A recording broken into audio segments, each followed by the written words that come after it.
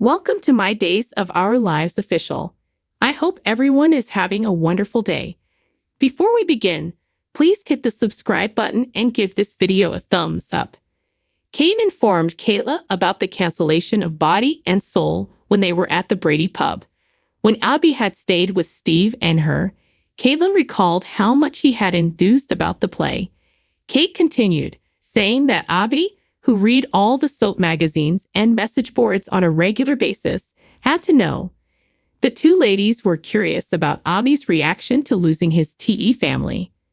Seated on the sofa in Abby and Paulina's apartment, Abby wished Paulina a happy 4th of July. Paulina bemoaned the fact that Channel's miscarriage would make it less of a joyous event. Despite her dislike for the city, Paulina was happy that the pair would not be relocating to Los Angeles. Abby remembered that Body and Soul was on, and that it was shot in LA when LA was mentioned. He was confused to see a news program instead of the show when he switched on the television. Paulina surmised that the timetable could have been altered by the network. Before she went, she gave Abby a kiss and made fun of him for amusing himself since she had to go to work. Muttering to himself that the program had better not be canceled, Abby fixed his gaze on the TV. When Kate eventually showed up, Abby lost it over the network preempting the broadcast. Kate broke the bad news to Abby that Body and Soul was canceled rather than preempted. The decision, she said, was the result of political issues behind the scenes. Abby was disappointed that there was no thank you to the audience or any kind of closure to the sudden conclusion of the show. Kate reasoned that with the performance canceled, their business would have less competition. Even today, Abby continued to be concerned over not knowing the answers to the unsolved mysteries from the show's stories. Questions like, will Charlemagne tie the knot for the 16th time? With a grin, Kate suggested that the audience may acquire the answers to their queries. Abby believed Kate was recommending that they launch a website campaign for the program. Kate suggested that Abby and her buy the rights to Body and Soul instead, stating it would take too much time. She maintained that it would be more simpler to continue the program than to launch a whole new soap opera, since it already had a devoted fan following. Kate said, and we'd be the reason these characters survive. Abby seemed interested in the concept. Stephanie stormed into Jada's office at the police station, asking for her assistance with Everett. Jana was informed by Stephanie about her meeting with Everett, who was still Bobby. Stephanie begged Jada to visit Bobby because she thought she was the only one who could communicate with him.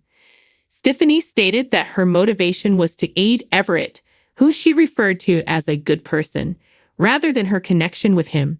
She did not want Everett to spend the rest of his life imprisoned and confined.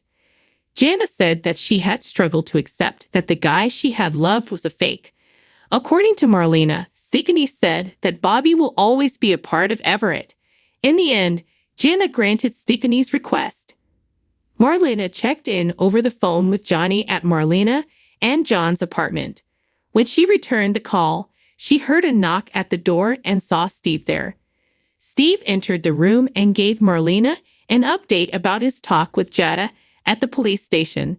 Steve assured Marlena that he had kept John's name out of this confession, even though he stated he had admitted to aiding Clyde's escape. Steve cautioned Jada, nevertheless, that she still thought he had an accomplice. After asking John how his partner was doing on the vacation to Greece, Steve shifted the conversation to him. John had still not seemed like himself, Marlena admitted. When she revealed that John had almost murdered Steve, Steve was taken aback. Steve recalled how John had seemed stunned at one point after Steve's shooting, when Marlena had updated him on the events following the wedding. Steve decided that he would have to bring John home if the reason John had been staying away was because he was afraid Steve would be to dissuade Steve from leaving, since doing so would violate his probation. Although she thought John wouldn't want Steve to put himself in any further danger, she praised Steve for his assistance. Steve expressed his gratitude for John's friendship and assured him that he would always be there for him. When Justin called Steve, he was happy to tell him that they had worked out a bargain for community service and a suspended sentence. Steve assured Marlena that nothing would stop him from traveling to Greece once he hung up. Marlena gave Steve a hug and expressed her gratitude for his unwavering commitment to helping John. Steve gave Marlena confidence that John would be well. Julie went up to Chad at the Horton residence as he was thinking over the footage of the unidentified lady. Though Julie acknowledged that it had been agonizing to wait for the technicians to enhance the video quality, she still wanted Chad to take a break. Out loud, Chad questioned if the lady could be Abigail. He informed Julie that while the technician had not had much luck improving the footage, he would hopefully be able to detect any changes made to the video and let them know.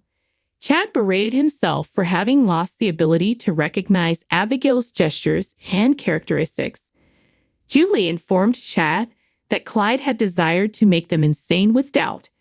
Admitting that Clyde's scheme was effective, Chad couldn't help but remember back to the moment Kaitlyn informed him Abigail had passed away. Julie encouraged Chad to speak with Kayla because he was curious if there was anything that Kayla could have overlooked. Because he didn't want to force Kayla to lie to Steve and other people, Chad was hesitant to take that action.